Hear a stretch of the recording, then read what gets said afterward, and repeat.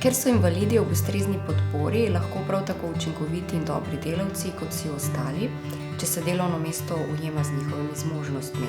S pomočjo spodbud, ki so predvidene v ukrepih za zaposlovanje invalidov, pa lahko delodajalec uravnoteži morebitni primanjkljaj v produktivnosti in dodatnih stroških povezanih z zaposlitvijo.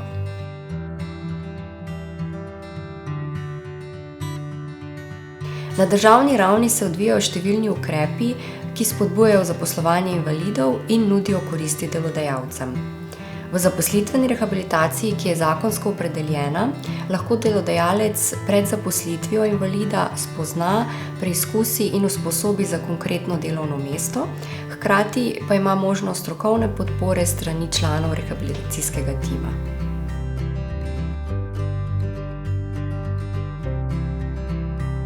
To nagrado lahko koristijo delodajalci, ki zaposlujejo nad predpisano kvoto, in delodajalci, ki niso zavezanci za kvoto, pa zaposlujejo invalide.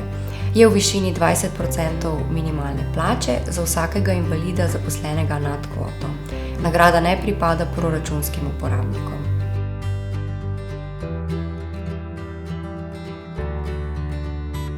Pripada delodajalcem, ki so zavezanci za kvoto in zaposlujejo nad svojo predpisano kvoto, in delodajalcem, ki niso zavezanci za kvoto, pa zaposlujejo invalide. Ta oprostitev ne pripada proračunskim uporabnikom.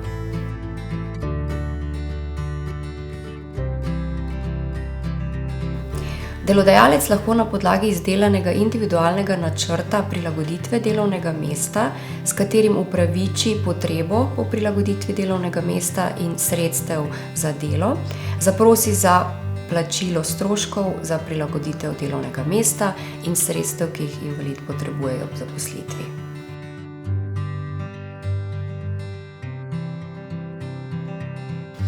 Do subvencije plače je upravičen invalid, ki dosega nižje delovne rezultate kot posledica invalidnosti in je zaposlen na zaščitenem delovnem mestu, v podporni zaposlitvi ali invalidskem podjetju.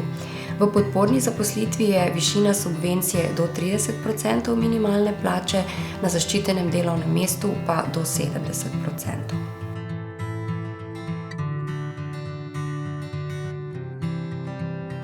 Zaposlitev v podporni obliki v običajnem delovnem okolju se izvaja s strokovno in tehnično podporo invalidu, delodajalcu in delovnemu okolju. Invalid zaposlen v podporni zaposlitvi lahko pridobi strokovno in tehnično podporo pri uvajanju v delo, na delovnem mestu in vključevanju v delovno okolje v skladu z izdelanim individualnim načrtom podpore. Delodajalcu in delovnemu okolju pa se zagotavlja strokovna podpora z informiranjem in svetovanjem. Plačilo stroškov je v obsegu do 30 ur mesečno, glede na individualiziran načrt podpore, in se zagotavlja delodajalcem v običajnem delovnem okolju.